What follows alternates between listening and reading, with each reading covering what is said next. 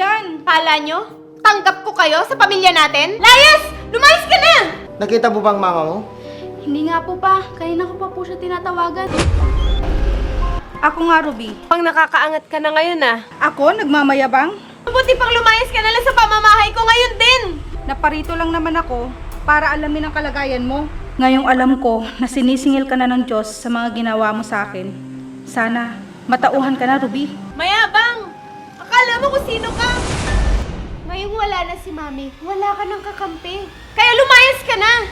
Ruby, wala akong matutuluyan. Hindi gugustuhin ni Mami na magkahiwalay tayo. Nasaan na yung pinagmamalaki mong Mami? Di ba wala na siya? Ruby, ganyan na lang bang igaganti mo kay Mami? Minahal ka niya at itinuring na parang tunay na anak.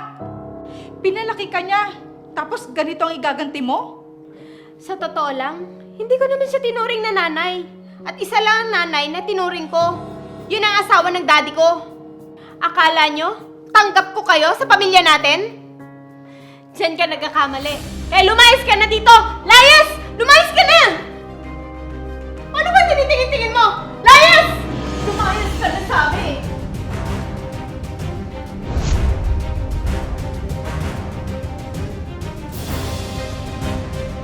Tandaan mo ang ginawa mo sa akin, Ruby. Bilog ang mundo, kaya babalikan ka ng karma mo.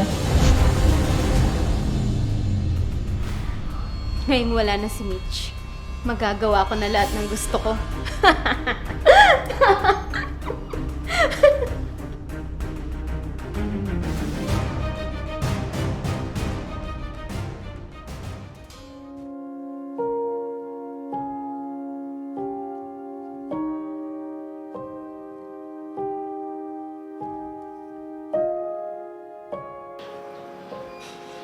Saan kaya ako pupunta? Wala na akong alam na masisilungang bahay.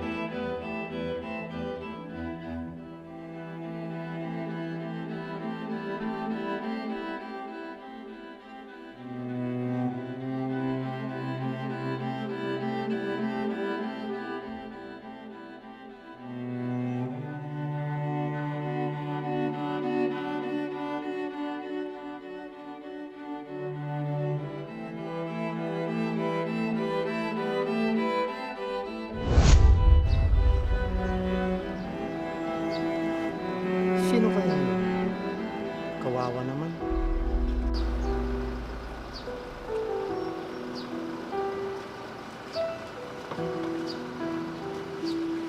Miss.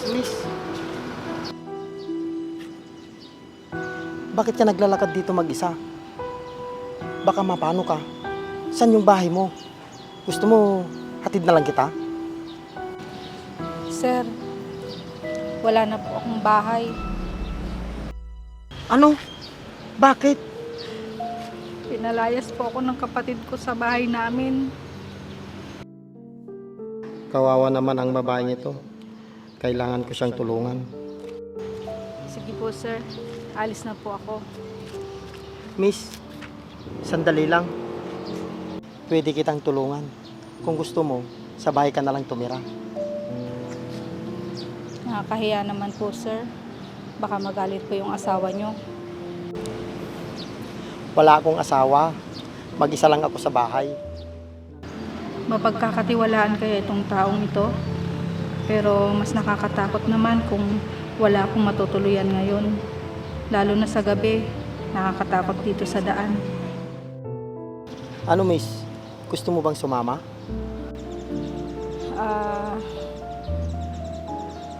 Sige po. Ano nga palang pangalan mo? Mitch po. Ako nga pala si Masong. Ano? Tara na? Sige po.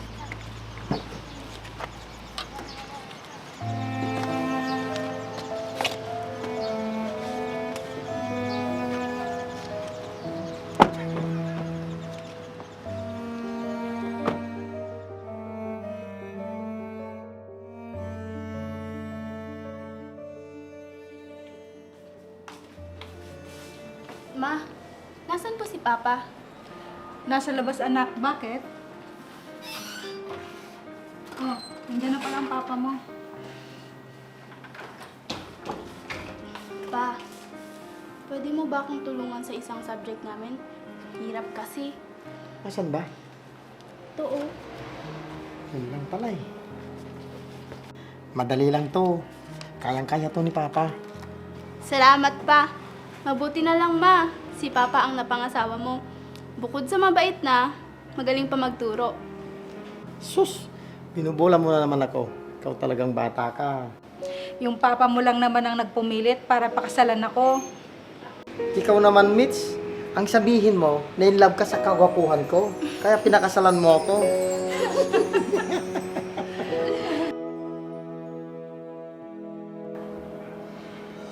Si Ruby ito ah. Bakit naka-wheelchair siya? Binalikan na rin pala siya ng karma niya. Palibhasa, gahaman siya sa pera at kayamanan ng tatay namin. Buti nga sa kanya. Mitch, Masong, tingnan mo to si Ruby. yan ba yung kinikwento mong kapatid mo sa ama? Oo, siya na nga to. Bakit anong nangyari sa kanya? Siguro, binalikan na siya ng karma niya sa ginawa niya sa akin. Kang magsalita ng ganyan, Mitch. Kapatid mo pa rin siya. Kung kapatid ko siya, sana hindi niya ako pinagtabuyan na parang aso sa sariling pamamahay namin. Tama na. Nakaraan na yun, Mitch. Kalimutan mo na yung galit mo sa kanya. Hindi ko siya mapapatawad hanggang ngayon. Nandito pa rin sa dibdib ko ang galit ko sa kanya. Tama na. Mitch! Mitch! Rachel, anak. Nakita mo bang mama mo? Hindi nga po pa, kanina ko pa po siya tinatawagan. Saan kaya siya pumunta?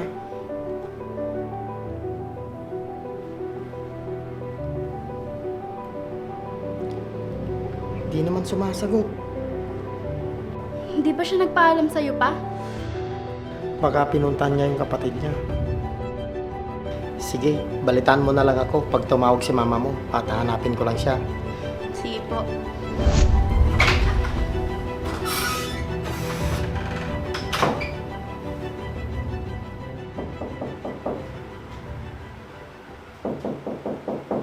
Sino yan? Lovely! Tingnan mo nga, may tao! Bilisan mo! Ang bagal mo! Sige po, ma. Mitch? Ako nga, Ruby. Bakit nandito ka? Ma, sino po siya? Ako lang naman ang kapatid ng mama mo. Oo, anak. Siya yung kapatid ko. Ay, mano po tita?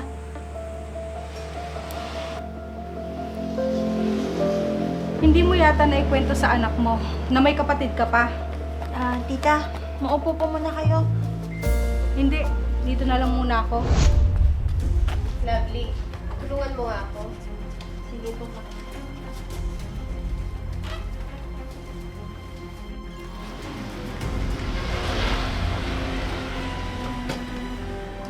Tita, hindi nga po. Masyado po kasing malihim si Mama. Manahimik ka nga, Lovely. Anong kailangan mo sa akin? Di ba pinalayas na kita? Wow! Buti na lang at naalala mo pa yon.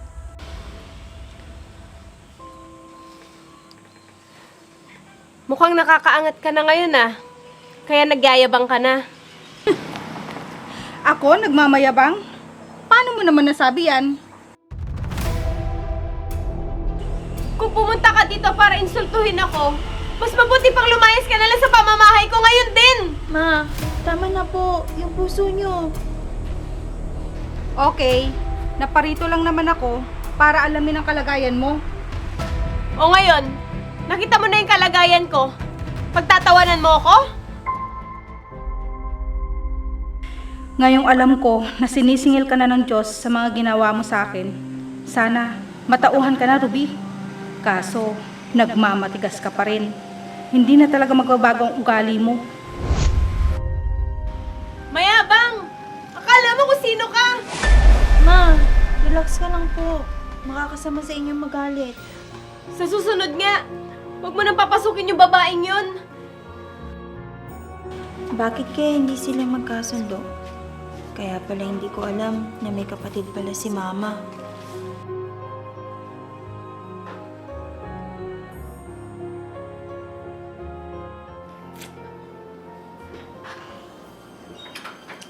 Saan ka galing? Kanina ka pa namin tinatawagan ng anak mo, hindi ka namin makontak. May pinuntahan lang akong kaibigan. Pasensya na kayo kung pinag-alala ko kayo. Sa susunod, magsabi ka naman sa amin. O kaya tumawag ka man lang kung may pinupuntahan ka para hindi kami nag-aalala. Sige, pasensya na ulit. Hindi pa tayo tapos, Ruby. Ipaparanas ko sa'yo ang pakiramdam na nag-iisa lang sa buhay, na halos mamalimos sa daan at walang makain, tulad ng dinanas ko noon. Ma, ayos ka lang? Kapal na mukha niya magpakita pa siya dito. Ma, hanggang ngayon ba iniisip niyo pa rin si tita?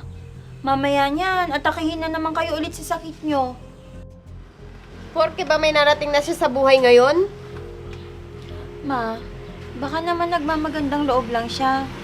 Baka sakaling tulungan ka niya. Hinding-hindi ako hihingi ng tulong sa kanya.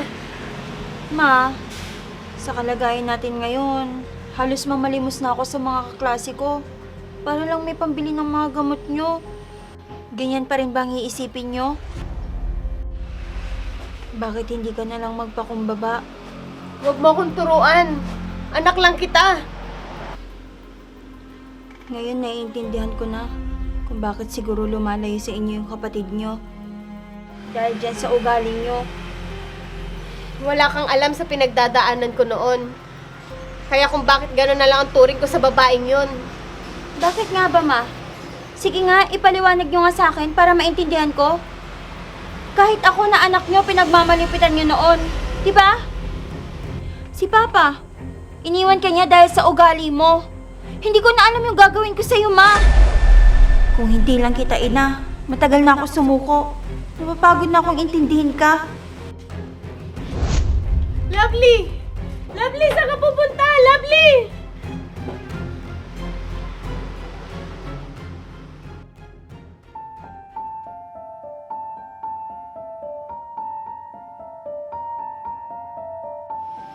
Lovely!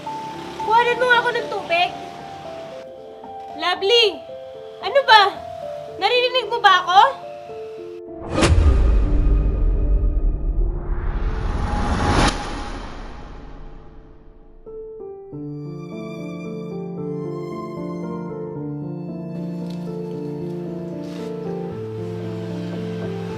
Magsaing ka na.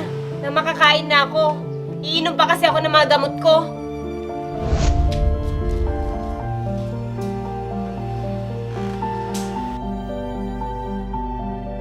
Mag-uutos na nga lang, galit pa.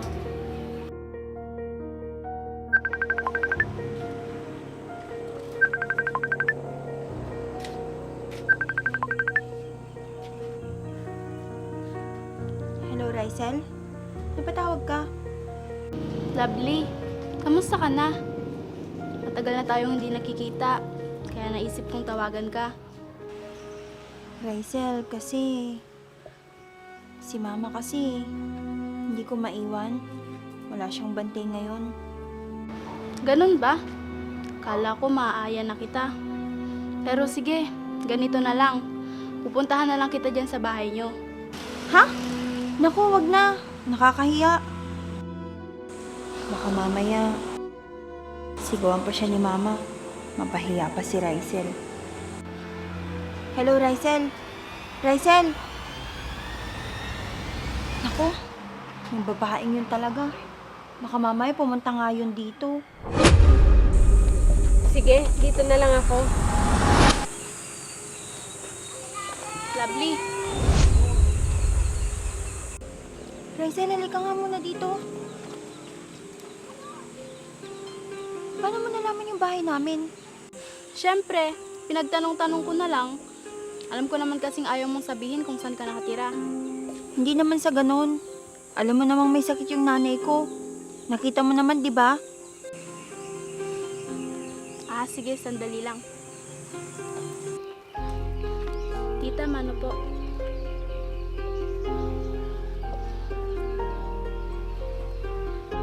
Ma, si Raizel, kaibigan ko po. Opo, tita. Kaibigan po ako ni Lovely. Kinagagalak ko po kayong makilala. Ah, ganun ba? Ako din. Lovely, kuhanan mo nga siya ng upuan. Sige. Sandali lang ha.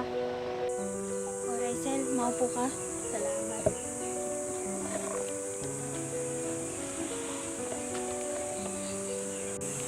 Bakit kaya hindi siya sinusungitan ni Mama? Raizel, sandali lang ha. Ikukuha kita ng merienda mo. Naku, wag na. Busog pa ako. Iha, matagal na ba kayong magkaibigan ni Lovely? Opo, tita. Sa katunayan, matagal ko na po siyang gustong puntahan dito. Kaso, ayaw po ni Lovely. Uy, hindi Sadyang busy lang ako. Kaya hindi kita maimbitahan dito sa amin.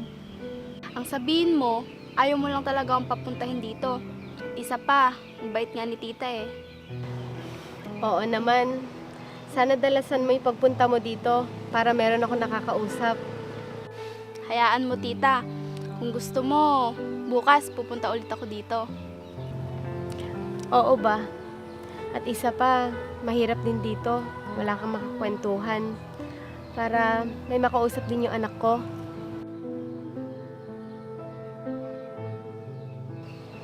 Iha, saan pala kayo nakatira? At anong trabaho ng mga magulang mo? May business po ang mga magulang ko, tita. Kaso ayaw lang po nilang pahalata. Kasi ayaw nila na may ibang makaalam. Masyado palang humble yung mga magulang mo. Opo, tita. Sobra po nila akong pinapahalagahan. Dahil perfect couple po sila. Di ko nga po sila nakikitang nag-aaway o nagtatalo. Maswerte kayo ng mga pamilya mo, Iha. Alam mo noon, dati rin ako may-ari ng kumpanya. Talaga po? Oo. Pero may dumating na malas. Kaya napilitan ako isara na lang yung kumpanya ko. Kakalungkot naman po yung nangyari sa inyo, tita. Oo nga eh. Pinaghirapan ko yun itayo. Pero bigla ang bumagsak. Nang ganun na lang. Hindi bali po, tita. Malay nyo naman pag nakagraduate si Lovely. Makakahanap po siya ng magandang trabaho. Matutulungan na po niya kayo at makakapagpatayo na siya ng bagong negosyo. Sana nga, Iha.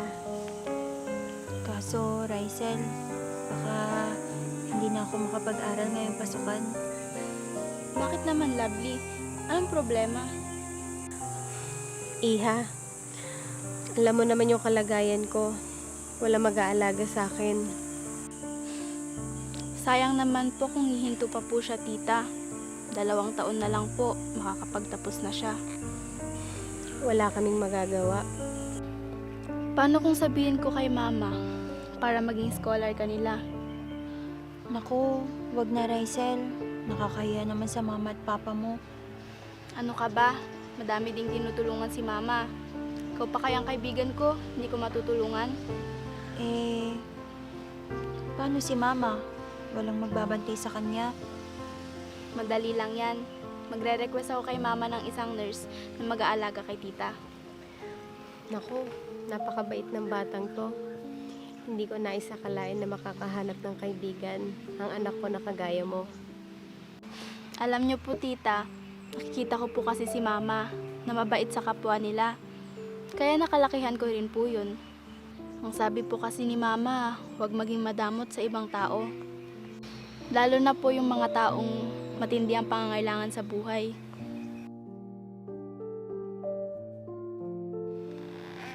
Sige na. Medyo sumama yung pakiramdam ko. Naiwan ko muna kayo dito. Lovely, pasok muna ako sa loob ng bahay. Sige, Ma.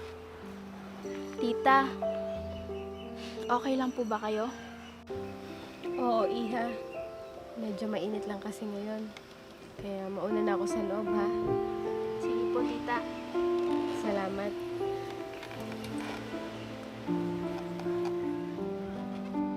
Raizel,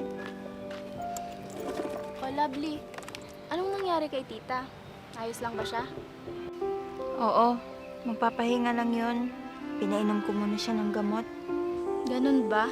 Mukhang nakakaabala na ata ako sa inyo. Asahan mo yung sinabi ko sa inyo. Paano yan, lovely? Mauna na ako. Salamat sa pagpapakilala sa akin kay tita, ha? Tutulungan namin kayo. Maraming salamat, Raizel. Alam ko, marami ka nang naitulong mula nung nagkasakit si Mama. Pero hindi ka pa rin nagsasawang tumulong sa akin. Ano ka ba? Hindi ako magsasawa, no? Ngayon pa na alam ko ang kalagayan ng mama mo.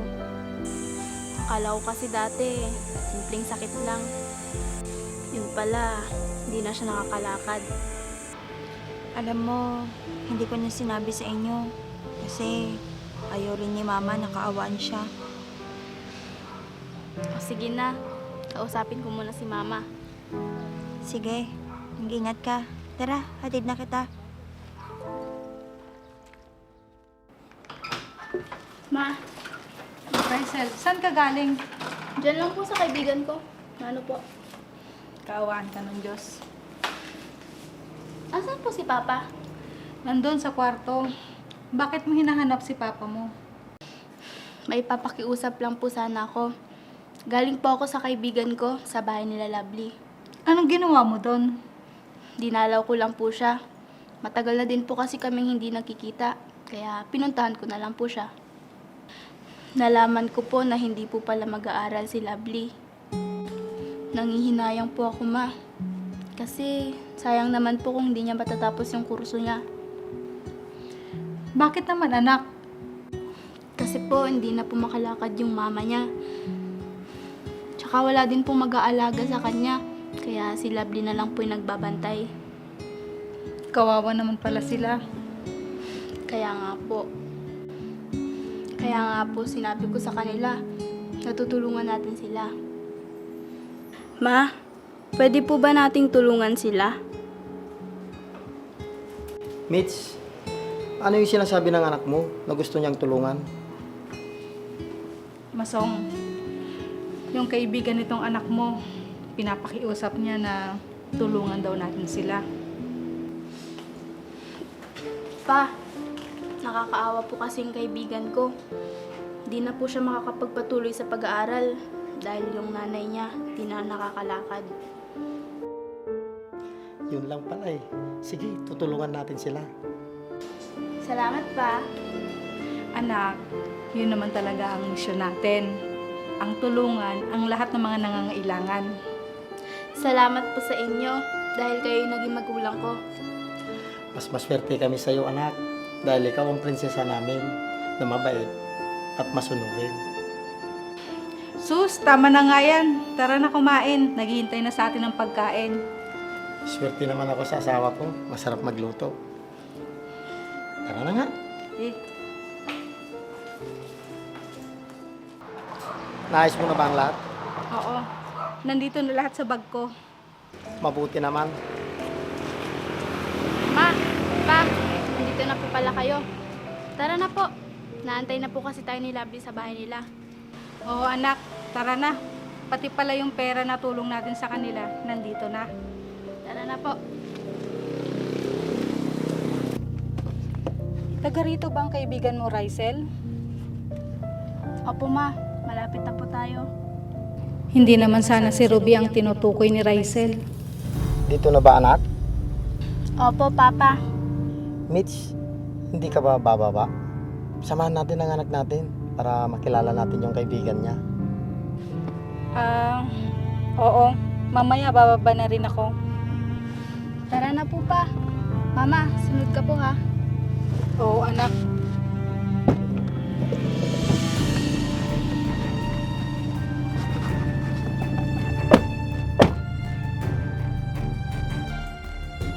Dito na nga yung bahay nila Ruby. Ma, ano po sila Rysel at yung papa niya? Magandang araw po. Siya nga po pala ang papamasong ko.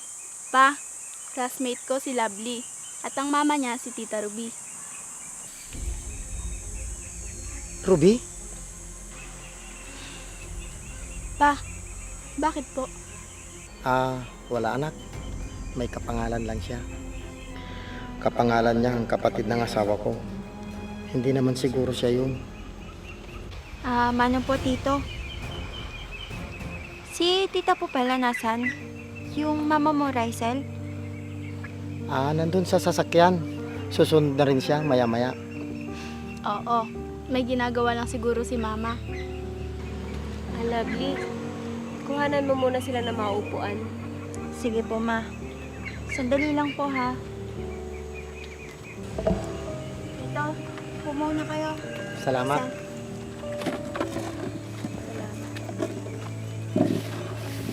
Ba't kaya ang tagal ng mama mo? Hayaan mo na lang po muna si mama pa. Ibigay na lang po muna natin yung kailangan nila Lovely. Siya nga po pala. Nabanggit ng anak ko ang tungkol sa kalagayan niyong mag-ina. Kaya minarapat po namin na bigyan kayo ng tulong pinansyal. At sa pag-aaral ni Lovely, scholarship naman.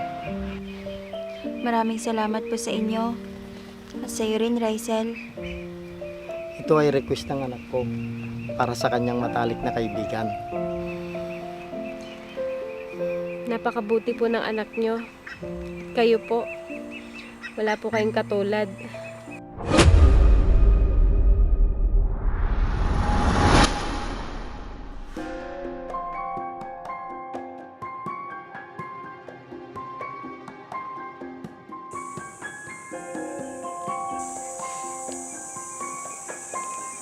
Oh, andito na pala si mama.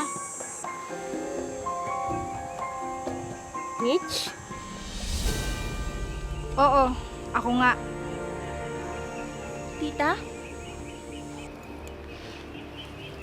Magkakilala kayo? Lovely, kilala mo yung mama ko? Oo. Nagpunta na din siya dito minsan sa amin. Pero hindi ko alam na mama mo pala siya. Teka, ibig sabihin, tamang hinala ko. Nasa si Ruby, na kapatid mo, Mitch.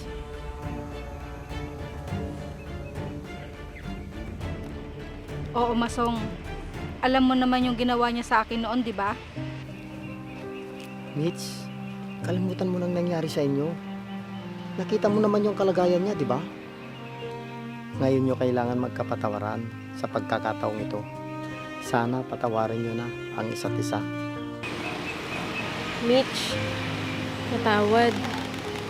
Nadala lang kasi ako ng inggit at galit sa inyo ni Mami noon. Kaya ako yung nagawa sa'yo. Dahil akala ko, kayo lang ang mahal ni Daddy. At sa inyo lahat napunta ang atensyon niya. Hindi totoo yan, Ruby. Minahal ka ni Mami. Magmula nung nawala si Daddy, ikaw na lang lagi ang inaalala ni Mami. Pero okay lang sa akin yon kasi kapatid naman kita. Pero yun pala, may lihim ka na galit dyan sa dibdib mo. Mama, tama na po. Hindi po ba kayo masaya? Sa tagal ng panahon, nakita na kayo ni Tita Ruby. Oo nga naman, Mitch. Andito po tayo para tulungan siya. Hindi po para magkasamaan ng loob. Tita, patawarin niyo po si Mama. Napagbayaran naman na po niya yung mga ginawa niya sa inyo. Oo, Mitch. Lahat na mga kinamkam ko at pagmamay-ari ko, wala nang natira. Pati naiwan na bahay at lupa ni Daddy, nabenta ko na. Tignan mo, Mitch. May natitirang kabutihan pa rin sa puso ng kapatid mo. Totoo po yun. Kahit na ganyan po si Mama, alam ko po, marunong pa rin po siyang magmahal.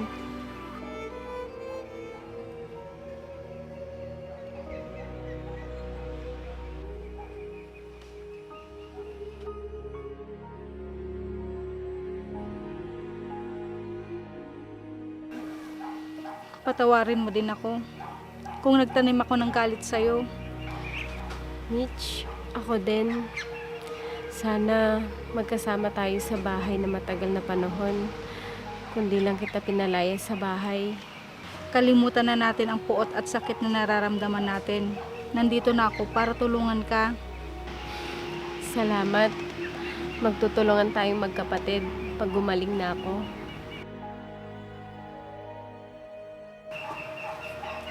O ngayon, napatawad nyo na ang isa't isa. Ano na ang balak nyo ngayon? Kung gusto nyo, kumain tayo sa labas. At simula ngayon, hindi ka na dito titira. Ibibili ko kayo ng bahay. At pag-aaralin ko na rin si Lovely ang pamangkin ko. Salamat, Ma. Mitch, lalo mo akong pinahanga sa kabutihan ng loob mo. Tita, Tito, lubos po akong nagpapasalamat dahil dumating po kayo sa buhay namin ni Mama. Ang higit nating pasalamatan ay ang Diyos dahil siya ang gumawa ng paraan para magkasama-sama tayong muli.